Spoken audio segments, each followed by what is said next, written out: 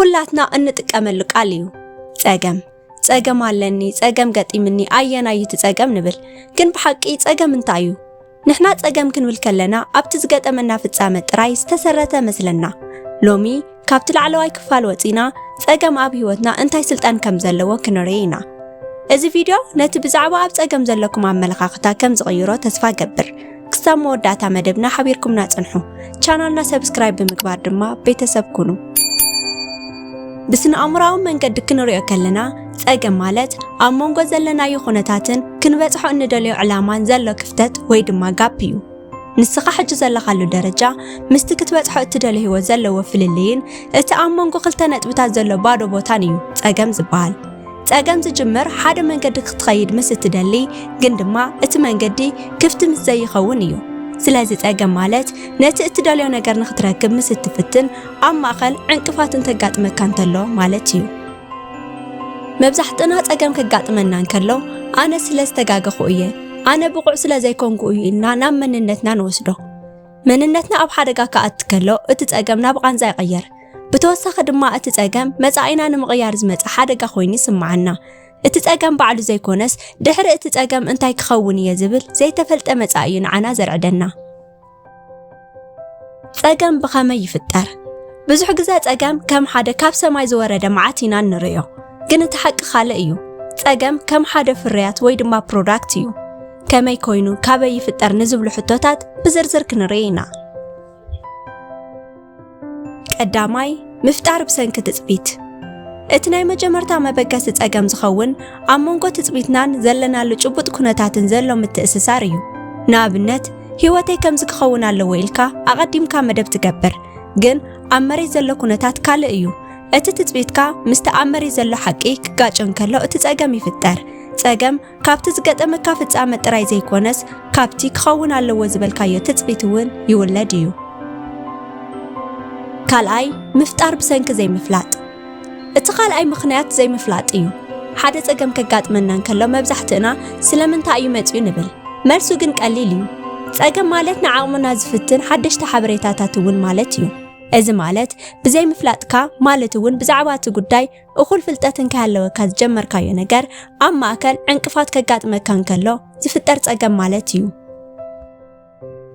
ሳልሳይ ምፍጣር ብሰንኪ ምርጫ እቲ ሳልሳይ መበገሲ ፀገም ምርጫ እዩ ንመንነትካ ክትሃንጽ እንከለኻ ኣብ መንጎ ብዙሓት መንገድታት ኢኻ ትርከብ ሓደ መንገዲ ምስ እትመርጽ ካልእ መንገዲ ትገድፍ እቲ ምግዳፍ ባዕሉ ፀገም ይፈጥር ቅኑዕ መንገዲ ድየ መሪፀ እንተዘይተዓወትኩ ዝብሉ ሕቶታት እዮም ነቲ ፀገም ዝወልድዎ ፀገም ማለት ብዘይካ ዘለኻሉ ኩነታት ዝሓሸ ነገር ክትገብር እንከለኻ ዝፍጠር ስምዒት እዩ ራብዓይ ምፍጣር ብሰንኪ ፍርሒ እቲ ዝዓበየ ፀገም እዩ እቲ ጉዳይ ኣብቲ ፀገም ባዕላ ኣይኮነን ዘሎ ኣብቲ ክወድቕ ክእል እየ ዝብል ፍርሒ እዩ ፍርሒ ንዓቕምኻ የውድቖ ፀገም ከጋጥመካ እንከሎ እቲ ፍርሒ ከዓ ይስዕቦ ፍርሒ ነቲ ፀገም ካብ ንእሽቶ ነገር ናብ ዓብይ ጎቦ ይቕይሮ ስለዚ ፍርሒ ተወሳኺ ፀገም እዩ ሓምሻይ ምፍጣር ብሰንኪ ጉለት ግዘ ወይ ሃፍቲ እቲ ሓምሻይ ፀገም ስእነት ሃፍቲ እዩ ግዘ ገንዘብ ወይ ሓገዝ ሰባት ክጎለና እንከሎ እቲ ዝደለናዮ ነገር ንኽንገብር ዘለና ዓቕሚ ይድረት እዚ ፀገም እዚ ካብ ዓቕምና ወፃኢ ክኸውን ይኽእል እዩ እምበኣር ፀገም እንታይ ምዃኑን ብኸመይ ከም ዝፍጠርን ካብ ረኣና ሕጂ ድማ እቲ ዝዓበየ ክፋል ማለት እውን ካብ ፀገም ብኸመይ ንወፅእ ዝብል ክንርኢ ኢና ካብ ፀገም ብኸመይ ንወፅእ መብዛሕትእና ፀገም ክገጥመና እንከሎ ንጭነቕ ንሓዝን ግን ፀገም ንምፍታሕ ብዝተወደበ መንገዲ ክንከይድ ኣለና እዞም ዝስዕቡ 5 ስጉምትታት ፀገምና መፍትሒ ንምቕያር ዝሕግዙ እዮም ቀዳማይ ምቕባል ናይ መጀመርያ መፍትሒ ነቲ ፀገም ምቕባል እዩ ብዙሕ ግዜ ፀገም ከጋጥመና እንከሎ ስለምንታይ ኣነ ኢልና ንመንነትና ንክሕዶ ግን እቲ ፀገም ከም ዘሎ ክትቀበል እንከለኻ እቲ ጭንቀት እውን ይቕነስ ነቲ ፀገም ክትቀበሎ እንከለኻ እዚ ፀገም እዚ እው ኣጋጢምና ኣሎ ሕጂ እንታይ ክገብር ክእል ኢልካ ናብቲ መፍትሒ ንኽትትኩር ይሕግዘካ ካልኣይ ነቲ ፀገም ብንጹር ምጽሓፍ ፀገም ኣብ ኣእምሮና ጥራሕ እንተኾይኑ ልክዕ ከም ምድንጋር እዩ ዝስማዓና እቲ ፀገም ብንጹር ኣብ ወረቀት ጽሓፎ እንታይ እዩ እቲ ቀንዲ ፀገም እንታይ እዩ እቲ መበገሲ ኢልካ ጽሓፍ ከምዚ ምግባርካ ነቲ ፀገም ካብ ዓቢ ናብ ኣናእሽቱ ትቕይሮ ካብ ግምት ወፂኻ ኣብ ጭቡጥ መፍትሕታት ከተተኩር ድማ የኽእለካ። ሳልሳይ ኣብ ኢድ ዘሎን ዘየለን ምፍላይ። ካብ ፀገም ንምውፃእ እቲ ፀገም ኣብ ክልተ ክፋል ግበሮ። ክቆፃፀሮ ዝኽእልን ክቆፃፀሮ ዘይኽእልን ኢልካ መድቦ። ኣብቲ ክትቆፃፀሮ እትኽእል ክፋል ስጉምቲ ውሰድ። ነቲ ክትቆፃፀሮ ዘይትኽእሎ ክፋል ድማ ምቕባልን ምዕጋስን እዩ እቲ መፍትሒ። ኩል ግዜ ፀገም ክገጥመና እንከሎ ኣብቲ ክንቆፃፀሮ ዘይንኽእል ነገር ኢና ንጭነቕ። እዚ ግን ንዓቕምና የባኽኖ።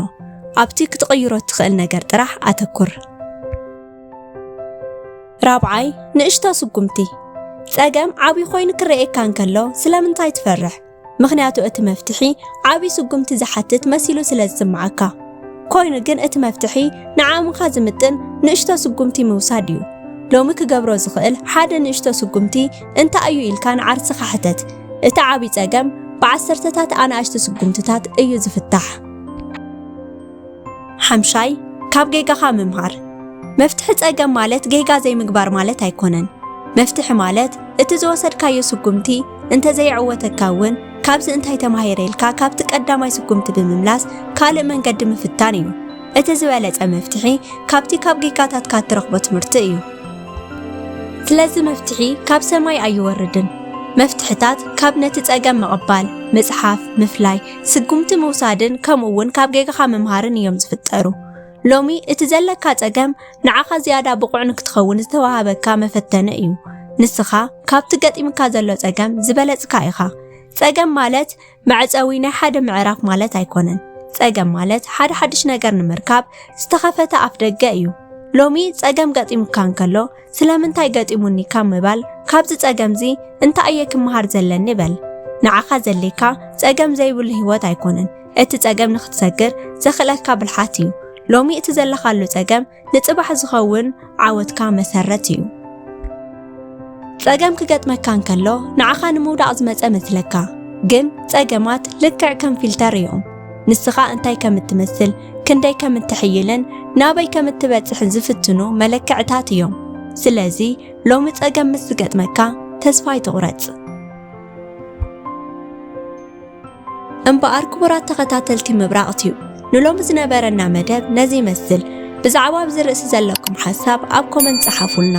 ኣብ ቀጻሊ ብኻሊእ ተመሳሳሊ ርእሲ ክሳብ እንራኸብ ሰላም ቅነ።